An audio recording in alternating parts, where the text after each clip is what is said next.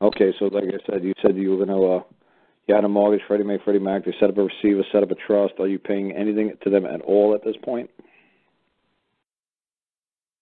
Or do you believe you paid everything off by doing these promissory notes, by putting these bonds in? Well, that was led to be I paid it off by putting in these bonds by these guys. That's how they said it. Well, they received the bonds and they never rejected it, never sent it back. They accepted it, and that was they were deeming that was tender, and that since they kept it, it's paid. Okay, they kept it as paid. Does it exist anywhere, any kind of proof that they sent you the title? They sent you back the original note and signed off on it and said there's no longer a debt? No, there's nothing like that. Okay, like I say to people all the time, if you watch like the shows from the 70s, Archie Bunker, all the neighbors used to have mortgage burning parties. When you paid off the note, they gave you back the note, and everybody sat around the house and they watched you burn the note. So who has the note? Who has the ability to sign off on the debt and say the debt has been, satisfied? Who's got that capacity to do that? Well, either the Fannie Mae or the servicer has to have the note. Right to the servicer and Freddie Mae and Freddie Mac say, I'm going to require from my records that the payment has been tendered in full and that there is no longer an outstanding debt. Never put in a simple letter like that. Well, say you're sending a letter like that to me. See, that's what I'm saying. I don't understand. Instead of looking at Freddie Mae, Freddie Mac, servicer, trustee, why don't you say, I'm writing to Carl. Hey, Carl, can you, this is starting to screw up my credit, Carl. Can you send me a letter that I paid you every damn dime I owed you and I don't owe you anything anymore? Can you do that for me, Carl? Why didn't you just do that? Well, I did receive a letter from them stating that they do not accept that as payments. That's okay. Okay, so did you ask them a simple question?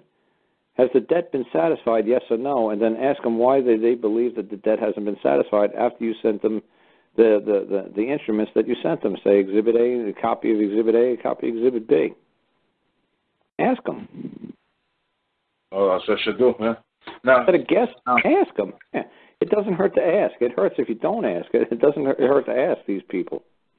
They will tell you. All in writing, of course, correct? Of course.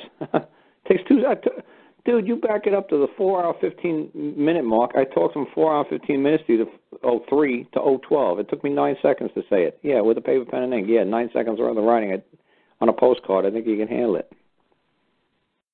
Yeah, I think most times I tell people, be nice and send a stamped envelope back in there with a blank piece of paper and say, there you go.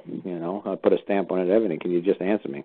Because this is really important that you get back to me immediately. Okay. So basically, that's what we do in the court clerks. We put things in manila envelopes, and we want the court clerk to send us back the stuff that's timestamped from that court. So we put it into a manila envelope, and we put another envelope in there with my address on it. And I ask her, can you please put it right back in? As soon as you timestamp it, can you drop it in this envelope and put it in the outgoing box? And they do it all the time. Okay. Should I mention that the payment was sent and basically the account is balance zero? As far as you're concerned, it is. Ask them if they believe that it is not, and make sure you get the person's name. Say, Joe, do you believe the balance is zero, or do you believe it is not? Okay. You have to call them out as a man, because no man is ever crazy enough to come forth and say you owe a debt. That's ridiculous. Sure. Bearing false witness, instant death in ancient times. You can't say that. Joe can't answer that.